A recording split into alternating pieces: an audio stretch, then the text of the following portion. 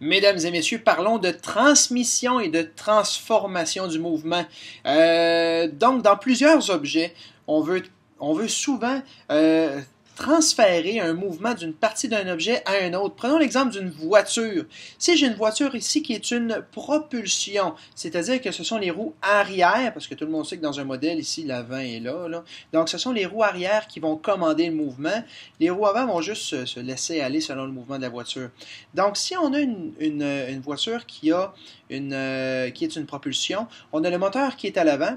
Et quand on parle de la transmission d'une voiture, ce sont toutes les pièces qui sont responsables de transmettre le mouvement qu'il y a dans le moteur jusqu'à l'arrière dans les roues. Donc c'est pour ça que quand on parle de transmettre le mouvement, ça donne un mécanisme qui s'appelle la transmission de la voiture. Ça brise toujours cette affaire-là de toute façon. Donc, il y a une différence entre les deux. Quand on parle de transmission d'un mouvement, c'est qu'on va transmettre, on va transporter dans un objet le même type de mouvement. On ne va pas modifier le mouvement. C'est-à-dire que si on a une rotation qui est amorcée, le mouvement qui va être transféré va être également une rotation. Par exemple, on a ici l'exemple de notre dynamo qu'on a vu là, dans certains groupes.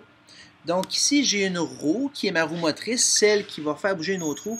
Donc lorsque je fais tourner la première roue, ça fait tourner, on ne le voit pas très bien, la petite roue qui est là, et ça fait tourner, on voit un petit peu mieux l'électroaimant qui est à l'arrière. Donc ici, on a une transmission du mouvement, puisqu'un mouvement de rotation donne un mouvement de rotation. Donc, en transmission du mouvement, un type de mouvement demeure le même type de mouvement. Si on va plutôt en transformation du mouvement, on va modifier le mouvement. Par exemple, ici, dans un tire-bouchon. Donc, lorsqu'on a un tire-bouchon, on a une pièce ici qui est munie d'une crémaillère. Lorsque je fais la translation de la crémaillère, les deux bras ici vont faire une rotation.